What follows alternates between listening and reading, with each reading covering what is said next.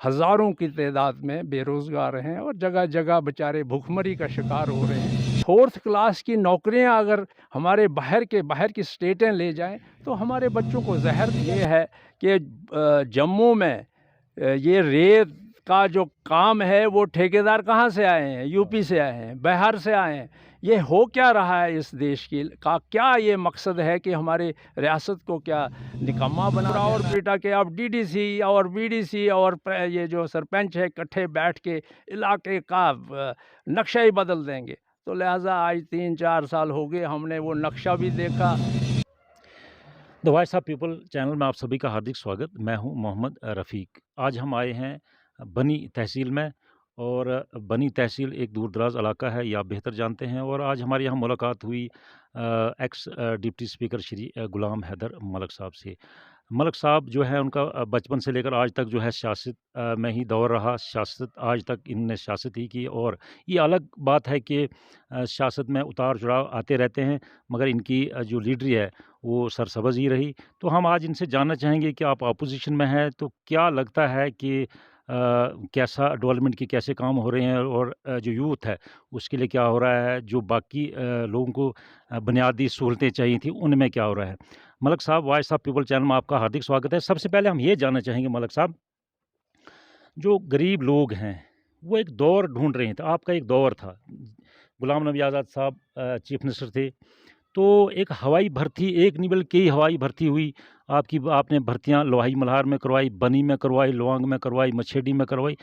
तो वो हवाई भर्ती का मतलब ये था कि जो गरीब लोग हैं, हमने प्रैक्टिकली देखा, वो लोग जो कभी भी नौकरी नहीं हासिल कर सकते थे, वो भी मुलाज़िम बन के और वो अच्छे खाते पीते हैं आज के दौर में, और गरीब लोगों के ही बच्चे हवाई भर्ती से नौकरी हासिल की। वो गरीब लोग आज वो ख्वाब देख रहे हैं कि क्या ये दौर फिर से आएगा? मलक साहब, आप बेरोज़गारी की सबसे बड़ा मसला है, बेरोज़गारी के बारे में बोलना क्या चाहते हैं और क्या है ये चल रहा है? रफ़ीक साहब, आपका बहुत शुक्रिया। आप यहाँ दूर दराज इन इलाकों की नुमाइंदगी करते हैं अपने मीडिया के द्वारा। ये तो एक सुंदरता है आपकी, आप हर जगह जाते हैं। जैसे मैंने अभी सुना आप डग्गर दमान वगैरह एरिया में गए थे, ऐसे ही आप मल्हार की जो हमारी इस कॉन्स्टिट्यूंसी का हिस्सा है लोही मल्हार, वहाँ की भी बातें, जो वहाँ की कमियाँ जो हैं, वहाँ तमीर की वजह से जो वहाँ का तरक्याती प्रोग्राम को उजागर करते हैं। तो मैं आपका बहुत ही भारी हूँ, मशकूर हूँ कि आप इन इलाकों को हाईलाइट करते हैं और जिसकी वजह से एडमिनिस्ट्रेशन तक या सरकार तक ये बातें पहुँचती हैं।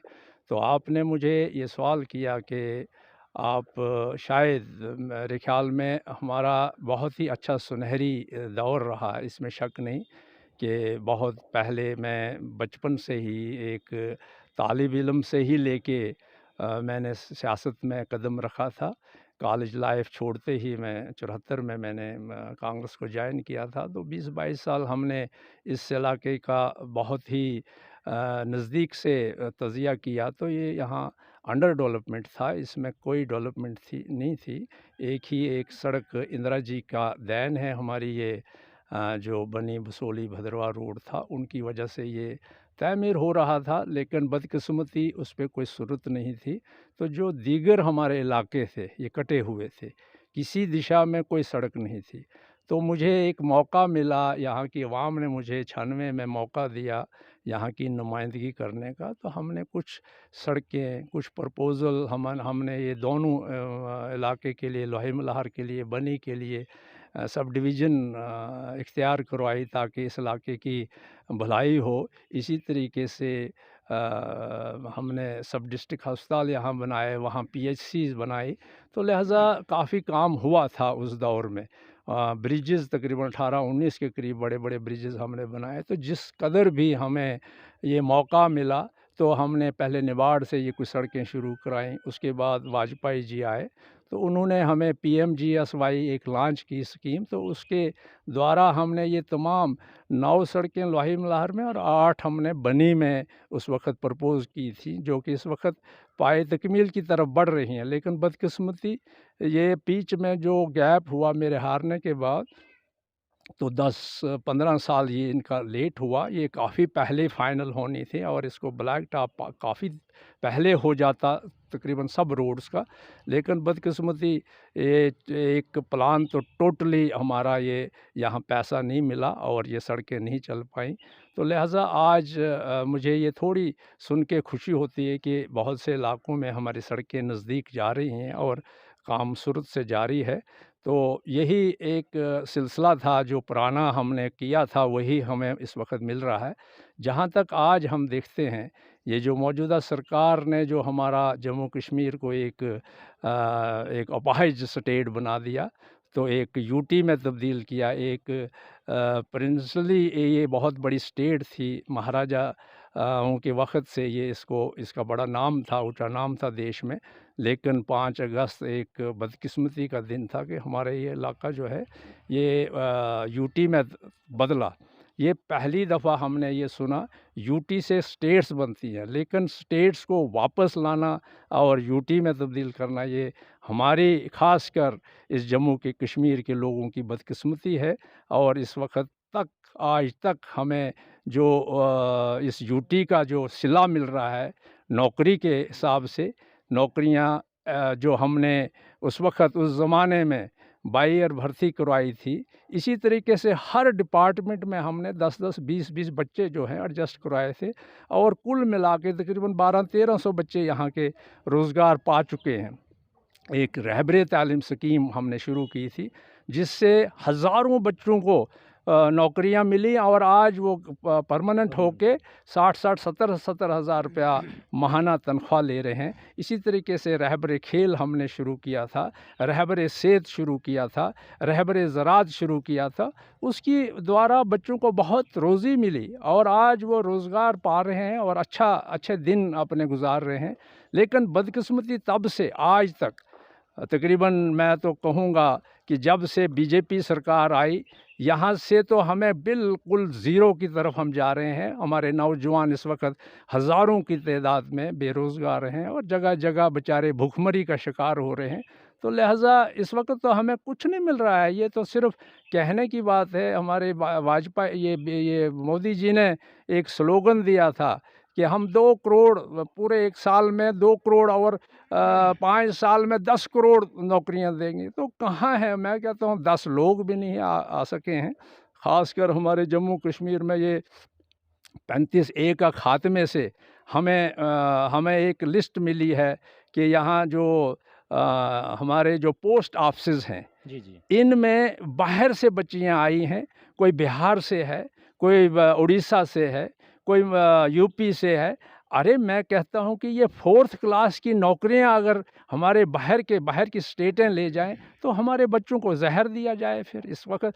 तो हम इस परेशानी में हैं कि हमारा इलाका जो है जम्मू कश्मीर जो है टोटली बेरोज़गारी का शिकार है और नौजवान इस वक़्त दर-दर की ठोकरें खा रहे हैं, रोज़ी-रोटी के लिए तरस रहे हैं। मलिक साहब, यहाँ पर जो बनी के नायब सरपंच साहब है जसवंत सिंह जी, उन्होंने हमें बताया कि सरकारी नौकरी तो अलग बात है, नरेगा स्कीम के तहत जो है वो भी नौजवान जो काम नहीं कर पा रहे हैं, क्योंकि जो बीएड है, एमए बीएड है या इससे ज़्यादा तालीम हासिल की है, तो वो कहाँ नरेगा काम करे। वो नरेगा में भी 200 रुपये मिलता है।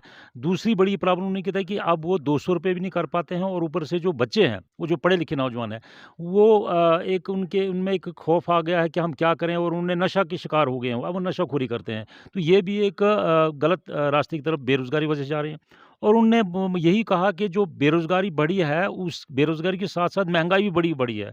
तो इस पे क्या कहना चाहेंगे? महँगाई का तो दौर बहुत है, बेरोज़गारी भी बहुत ज़्यादा है, अनएम्प्लॉयमेंट इतनी हो गई है कि नौजवान जो है वो नशा की तरफ चला जा रहा है। ये भी कितना गलत हो रहा है। ये रफ़ीक साहब, मैं कहता हूँ कि हमारे इन लोगों की बदकिस्मती है कि ऐसी सरकार को हमने पाया है इस वक़्त देश में, जिसने हमें दुखों के सिवा, मुसीबतों के सिवा या ज़ुल्मों के सिवा कुछ नहीं दिया। हमें मजबूर हो गए हैं हमारे बच्चे नौजवान। एक नरेगा स्कीम, वाक़ई इसमें शक नहीं कि जब मनमोहन जी की सरकार थी उस वक़्त ये स्कीम लॉन्च हुई थी, तो काफ़ी हद तक लोगों को फ़ायदा मिला था, राहत मिली थी और जगह-जगह, छोटे-छोटे गाँव में लोग अपनी रोज़ी खुद ही कमाते थे, सड़कों या जो भी जहाँ का काम होता था पंचायत के द्वारा, तो उससे वो रोज़ी-रोटी कमाते थे। मलिक साहब, दूसरी चीज़ ये है कि पंचायतों में भी वो जो छोटे-छोटे काम आते थे 2 लाख के, 4 लाख के, वो भी टेंडरिंग सिस्टम हो गया है। कितना बड़ा लॉस है। अब जो ठेकेदार है, वो तो मशीनरी से काम लेगा और जो बेरोज़गारी और बढ़ गई। जी हाँ, ये भी हकीकत है। ये भी तो एक पहले हमने यहाँ एक जिस वक़्त ये स्कीम लॉन्च हुई थी तो डायरेक्ट वो पैसा जो था एक मज़दूर को जाता था। आज जो ये सिस्टम है, इन्होंने तो पूरा वही मैं कहता हूँ कि वो शख़्सी राज की तरह यहाँ ये शुरू किया है। बड़े-बड़े ठेकेदारों को बुलाया जाता है, पंचायत के कामों के लिए टेंडर्स हो रहे हैं। तो ये कहाँ का इंसाफ़ है? छोटे-छोटे टेंडर हो रहे हैं। आपने सुना होगा कि बदकिस्मती हमारी ये है कि जम्मू में ये रेत का जो काम है वो ठेकेदार कहाँ से आए हैं? यूपी से आए हैं, बिहार से आए हैं। ये हो क्या रहा है इस देश की का क्या ये मकसद है कि हमारे रियासत को क्या निकम्मा बना देना है? गरीब से गरीब तो होते जा रहे हैं, इसमें शक नहीं, लेकिन इससे भी और नीचे लेना चाहती है हमारी सरकार। तो लिहाज़ा चारों तरफ अंधेरा है। ये जम्मू कश्मीर इस वक़्त मलिक बहुत साहब, एक मजबूर है। चीज़ मैं के लिए आपको रोकना चाहूँगा। जैसे आपने कहा कि जो ठेकेदार हैं, वो भी बाहर से आ रहे हैं। जैसे रेत वाली की बात की आपने, इसके साथ-साथ जो ठेके जो हैं, शराब वाले ठेके, वो भी जो बड़ा ठेकेदार है, वो भी बाहर के हैं। कितना लॉस हो रहा है जम्मू कश्मीर का, कोई ठेका जो ले रहा है, वो बाहर का ले रहा है और जो रेत वाला ठेका, वो भी बाहर का ले रहा है और उस पर सुनवाई कुछ नहीं है। कितनी बड़ी बेइंसाफ़ी हो रही ये है जम्मू मोदी कश्मीर में। जी का स्लोगन था कि हम सबका साथ, सबका विकास। ये तो शर्मनाश है हमारे इस रियासत का, क्योंकि वो चाहते हैं कि हमारे वही बड़े-बड़े कॉरपोरेट सेक्टर के लोग कमाई करें और वो उनसे कुछ राब्ता करके उनको आपस में बाँटें। तो यही वही हाल है। हम जम्मू कश्मीर इससे पहले बहुत आगे जा रहे थे। पूरे देश में जम्मू कश्मीर का जो एक जो आदमी था, डेवलपमेंट। ये एक जो बहुत ही अच्छा रोज़ी-रोटी कमाता था। हमें कुछ कानून दिए थे उस वक़्त की सरकार ने, जैसे शेख साहब ने एक लैंड लैंड टू टिलर दिया था और बराबरी का एक हक़ दिया था। तो हमारे रियासत में ना ही कोई ज़्यादा अमीर था, ना ज़्यादा गरीब थे, दरमियाना तबके के हम लोग थे और बड़े अच्छे इज़्ज़त से खाते-पीते थे। लेकिन जब से ये 370 और 35 ए का मनसूख़ करना हमारी रियासत के लिए ये बहुत ही दुर्भाग्य है और हमारी रियासत जो है बड़े पीछे की तरफ जा रही है। मलिक साहब, जब से 370 या 35 ए को हटाया गया, हमारा अक्सर पंचों सरपंचों से बात होती रहती है, डीडीसी और बीडीसी से बात होती रहती है।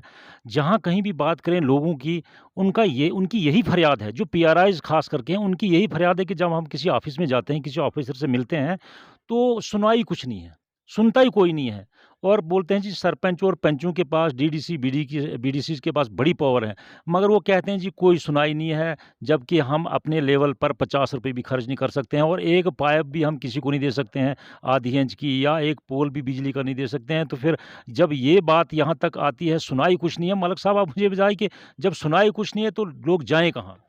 ये रफ़ीक साहब, ये तो ख़्याली पुलाव थे इस सरकार के। इसने इतना परेशान किया है हमारे इस रियासत जम्मू कश्मीर के लोगों को। पहले तो ऐसा ढंढूरा पीटा कि हम सरपंच बनाएँगे, उनको इख्तियारात देंगे, वही करेंगे, पूरे पंचायत में काम करेंगे। उसके बाद दूसरा ढंढोरा पीटा, हम बीडीसी चेयरमैन थ्री बनाएँगे, टायरीज़। थ्री टायरी बनाएँगे। कानून तो हमारे वक़्त का है ये। जी, जी। इन्होंने तो सिर्फ़ लागू किया, हमसे बदकिस्मती उस वक़्त लागू नहीं हो पाया, लेकिन इन्होंने लागू किया। लेकिन थ्री टायरी का सिर्फ़ वो एक ढकोसला है।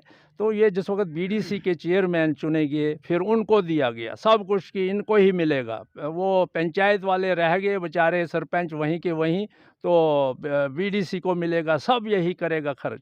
उसके बाद फिर डीडीसी का इलेक्शन हुआ, फिर एक ढंढूरा और पीटा कि अब डीडीसी और बीडीसी और ये जो सरपंच है इकट्ठे बैठ के इलाके का नक्शा ही बदल देंगे। तो लिहाजा आज 3-4 साल हो गए, हमने वो नक्शा भी देखा, हमने डीडीसी वालों को भी देखा, बीडीसी वालों को देखा, पंचायत वालों को देखा, बेचारे रो रहे हैं। वो कहते हैं हम तो परेशान हो गए, ना कोई सुनाई होती है। ये तो जो गवर्नर्स रूल जो होता है, ये बदकिस्मती ये उस इलाके या उस रियासत के लिए एक बहुत ही घिनौना एक फ़ैल है, और जिससे हम लोग परेशान हैं। हमारी कोई सुनवाई नहीं है, एडमिनिस्ट्रेशन भी टस से मस नहीं हो रही है।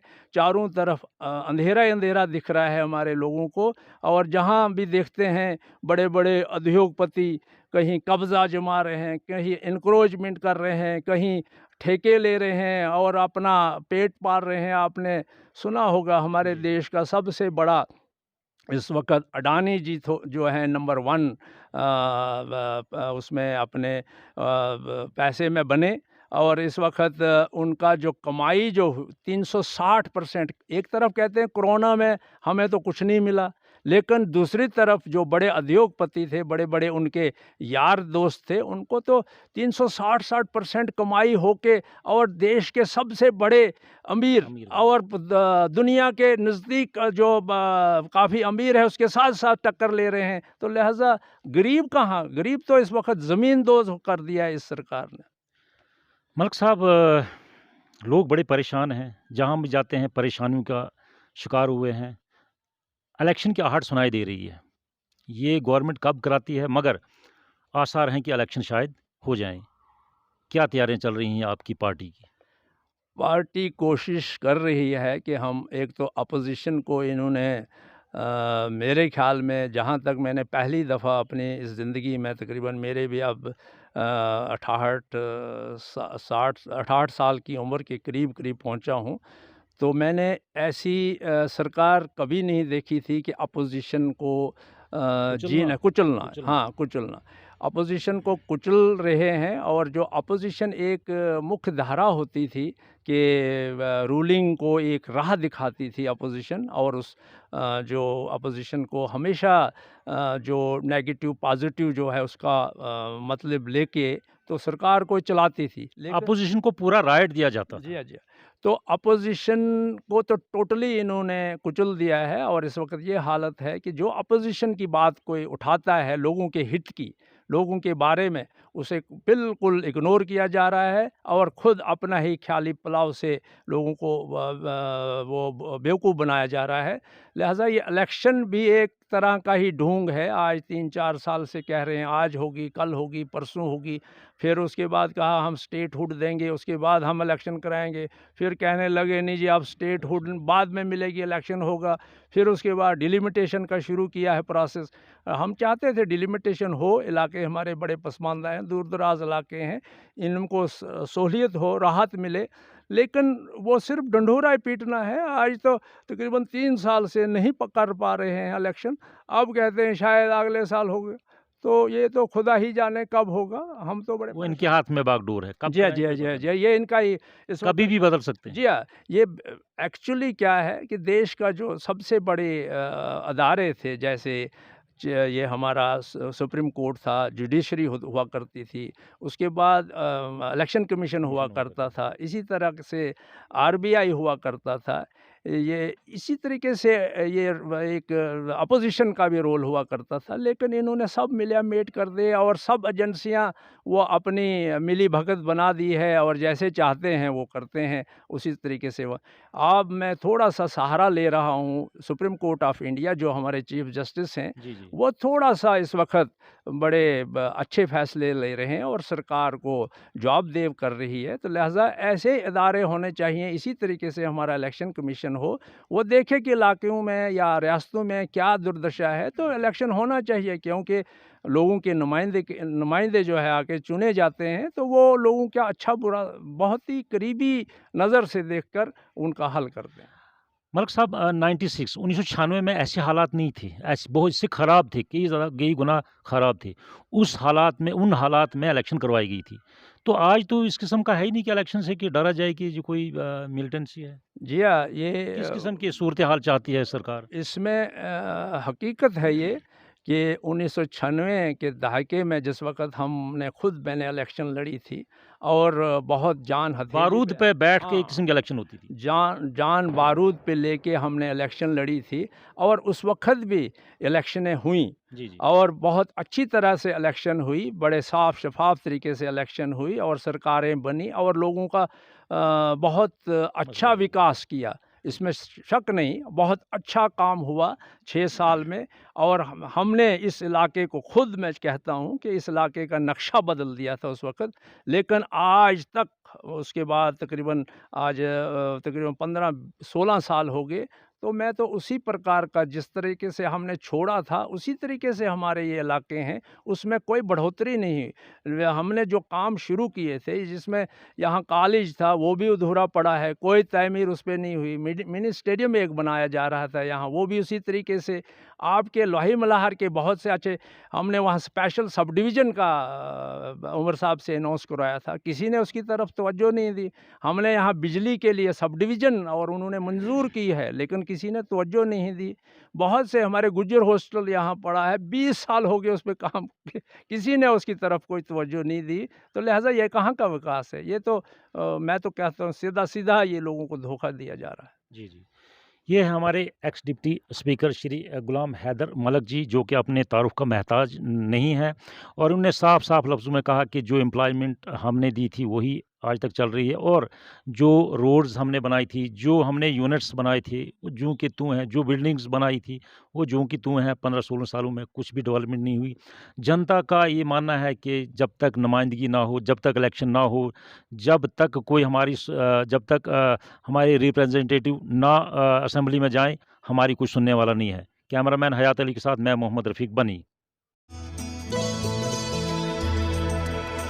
बहनों भाइयों, आप देख रहे थे प्रोग्राम खास बात अवाम के साथ। जी हाँ, ये प्रोग्राम जन समस्याओं पे आधारित है, सिर्फ और सिर्फ the voice of people news पर। आप इस प्रोग्राम को देख सकते हैं और इस प्रोग्राम में हिस्सा भी ले सकते हैं। मुश्किलात पर मबनी ये प्रोग्राम एडमिनिस्ट्रेशन के बीच पुल का काम कर रहा है। खास बात अवाम के साथ। देखते रहिए, सुनते रहिए, सिर्फ और सिर्फ the voice of people news पर। खास बात अवाम के साथ। अपनी राय से हमें नवाजते रहिए। शुक्रिया।